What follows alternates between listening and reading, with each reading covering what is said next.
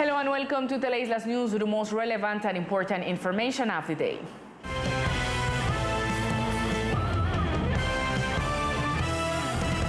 Health authorities in the department will advance the vaccination campaigns against COVID-19 in 2 strategic points of San Andres.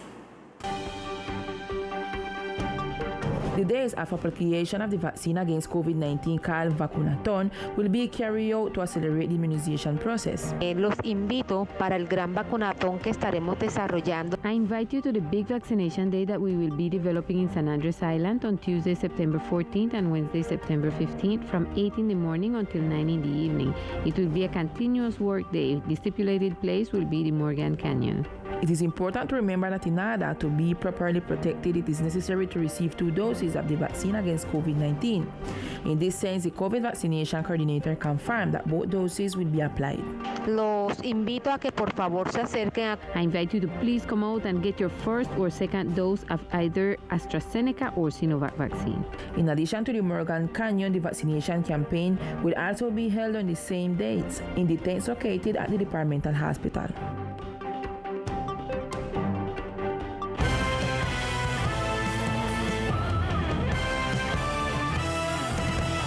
2 people were expelled by the Office of Control of Circulation and Residence occre. One of these persons is an officer of the IMPEC and the other person is an Arab.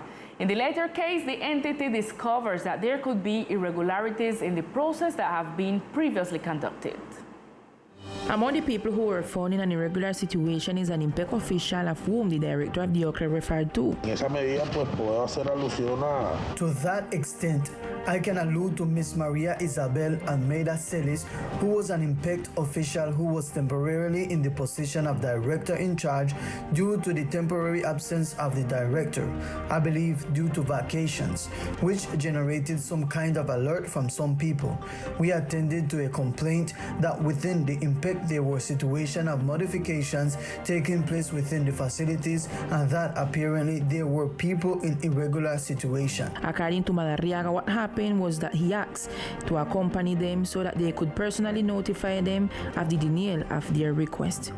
In the current administration of the occre, the question arises as to whether previous administration may have been allowing the illegal entry of people to the island, a situation that apparently the same entity allowed. After the registration of a person from the Arab community and the verification in the occre's database, they permit the documents and the residency application had irregularities.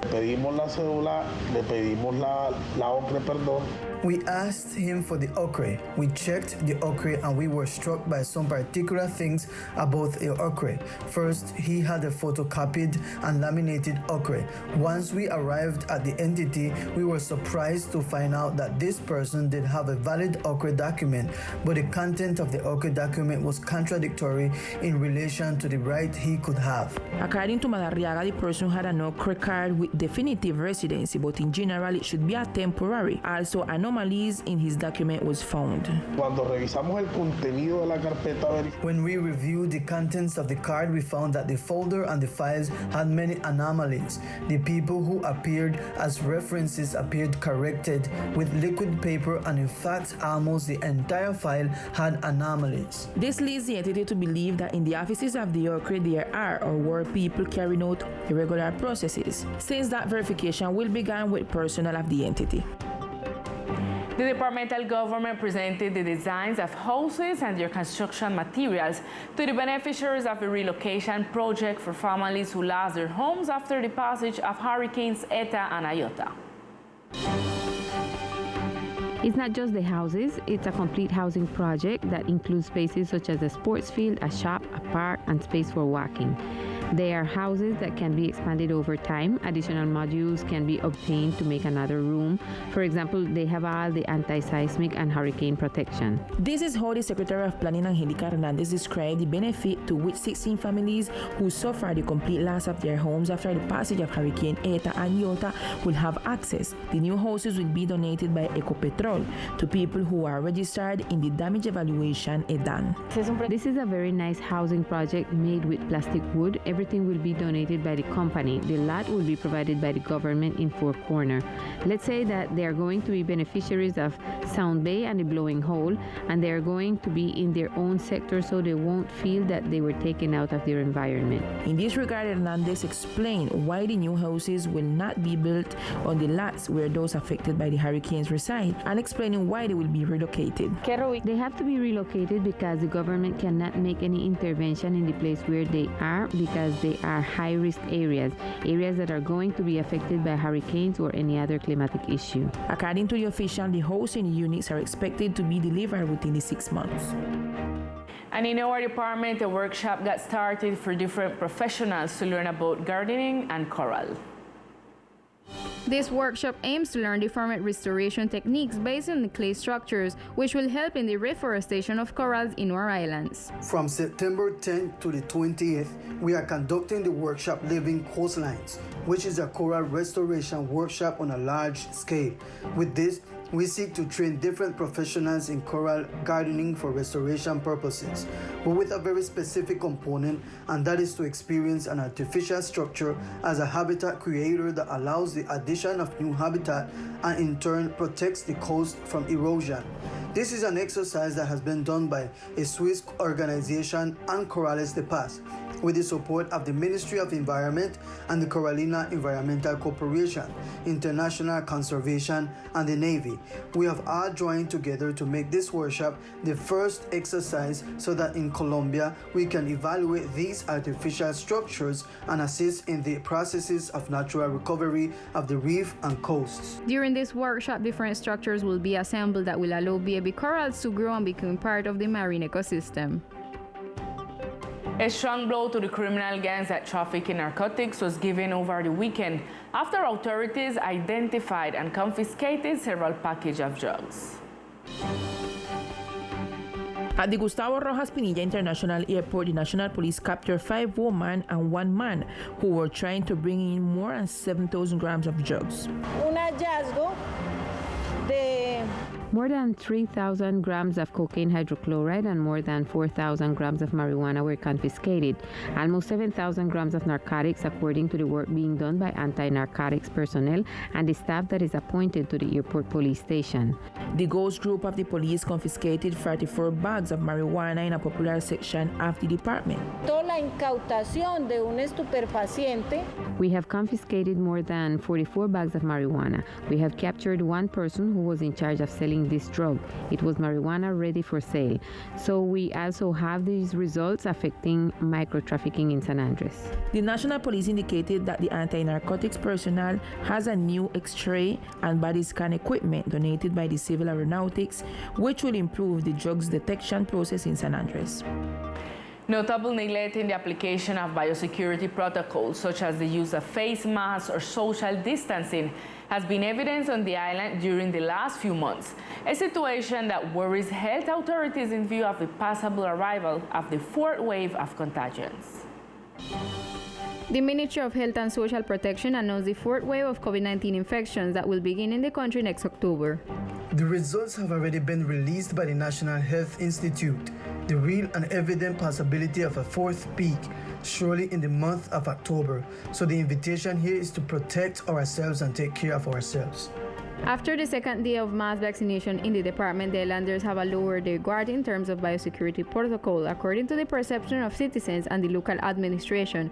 For this reason, the Secretariat of Health will inspect the establishment and invite citizens to maintain the controls. We're inviting you all to keep your protocol on the island. Not because we don't got majority of the island don't take vaccine. It means that we have brought down the hand, we have stopped to protect ourselves. We have to take care of ones. Remember, if you don't take care of yourself, nobody is going to take care of you.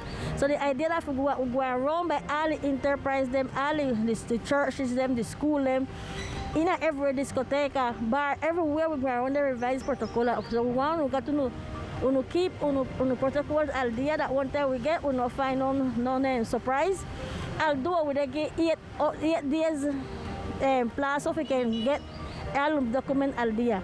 Experts foresee that this possible 4th peak will be stronger due to the new variants of the virus circulating in the country. The government is studying the possibility of applying the 3rd dose of vaccine against COVID-19. Cases of COVID-19 continue in the archipelago with a downward trend in the rate of infection. The National Institute of Health, in its daily report, did not register to date any cases of COVID-19 in the archipelago. In the same way, the authorities indicated that there were being no deaths due to this virus today in the island. During the last week, the archipelago has registered a drastic decrease in the speed of contagion of coronavirus, being last August the lowest in numbers of contagion so far in the pandemic of COVID-19. The departmental social state company indicates that it will be carrying out its PRAS test this week on Tuesday and Wednesday in the Arinch Hill sector and Los Corrales sectors, on Thursday in Bight, Friday in Barrio Obrero, and on Saturday in Sprat Bight. On the other hand, the Ministry of Health, in its report on the National Vaccination Plan, indicates that 78,702 doses have been applied in the archipelago. And at this time of the night, we continue with Millicent O'Neill and the news from the municipality of Providence and Santa Catalina.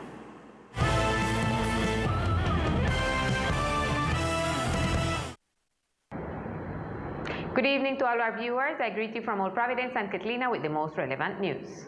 The Rural Development Agency delivered 25 string trimmers this past weekend to farmers on the island of Providence.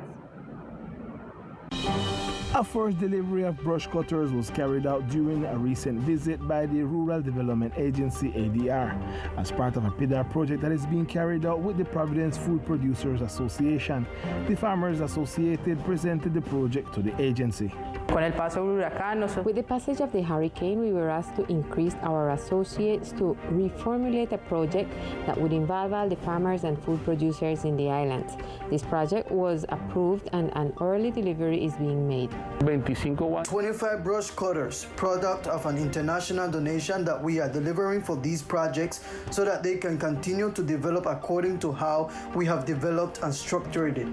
The farmers that met certain requirements gathered in Lazy Hill where they received the machines and explained that they are very necessary because it saves them money and labor. I have, for example, 500 papaya tree, 1 acre of land. If I take man to work that, it's plenty money, 2-3 million pesos. Over the machine and I control that. Even those who have suckers and things, once they have a control and the bush comes small, you can maintain your ground. We hope that during the implementation of the project, many more producers can benefit not only with this type of elements, but also with other types of inputs, technical assistance, and other activities in general. The brush cutters are part of a bigger project that will be executed with farmers for the value of close to 1,800 million pesos. And in other news, members of the community expressed their concern about the electricity bills they have had to pay due to the delays in the payment by the departmental government. After promises of payment by the departmental government in the last few weeks, the electricity company has been charging merchants who are negotiating payments so that their electricity will not be cut off. The commerce section of the island, we are very concerned and worried about the situation because from months back the governor says and promised that he would pay for the light bill. We acknowledge and we know that it's a service that we have consumed. Of course, we have to pay for it. But we was pending of this promise to be compliant, fulfilled. The merchants accept that the services has been consumed and that it's necessary to pay it off. However, they are surprised by the delays in informing that they will have to pay for it themselves. Through one side, the governor promised to pay, and through the next side, well, SOPESA is asking us to make the payment. Right now, well, up to today, we have made payments for more than 25 million pesos. We have a salary yet to pay, but we're really concerned because we don't know how to plan our finances because of this. So we would like to know really what is taking place and if the government will pay for this service or not. On the other hand, others comment that the prices do not compare to before the hurricane. Every month it go up 4, 5, 6, 700,000 pesos. Every month the light bill go up. You don't have a standard price. I don't know what is the reason that even before hurricane, when we had so much electrodomestic and things like this, it never even used to come. So now when you got lesser things and before the hurricane, they come up, they come high, they come million and change monthly. For now, some in the community has stated that they will not pay until they have clarity on what is taking place. And this is all the information we have for tonight for this section of All Providence and Catalina. You guys can continue with more Teleislas news. Good night. Thank you, Millian, and we continue with all the cultural news of our department.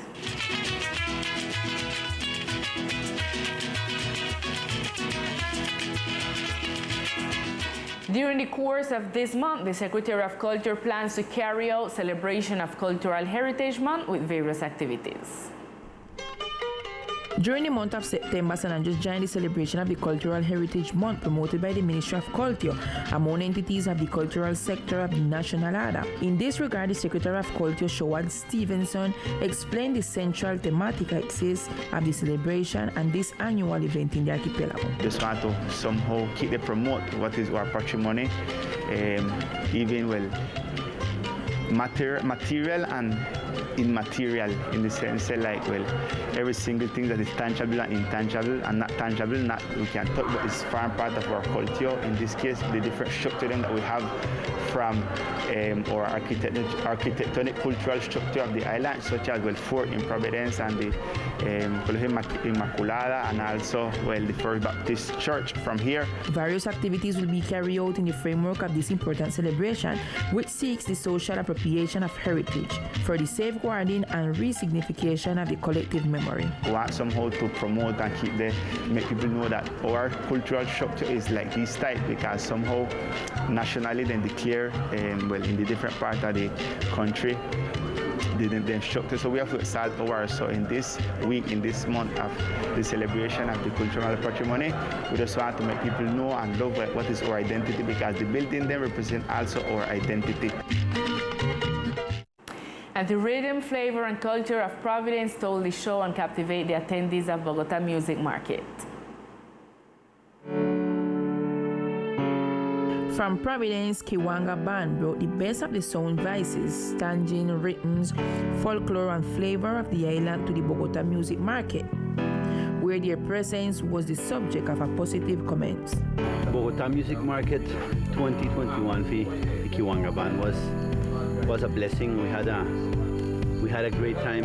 We had a great experience. We had a chance to show off with music. We had a chance to let the cool Bogota know that we got fire right here at the Caribbean. Creole music was present. We was able to let the people know what the rhythms that we like around here. That souk, that soca, that reggae country we had. We had a chance to vibrate with the music. We had a chance to talk to a lot of people, a lot of industrial people and people from the music market. The group from Providence performed 4 songs that made the audience dance during the minutes they were given at the event. I think that this is something that shows that KIWANGA band is resilient. We know settling, and we got hit hard and everything, but we will certainly rise back. Providence shall rise again, and we are going to rise with them. We want to bring this music up, and we want to make sure that everybody enjoys KIWANGA band. At this time, we continue with the weather forecast for tomorrow. The weather forecast for tomorrow, September 14, in the coastal area of archipelago, the sky will be with electric storms. Temperature will be of 29 degrees Celsius with winds from the northeast direction with intensities of 11 km per hour. Humidity forecast will be of 79% and probability of precipitation will be of 60%.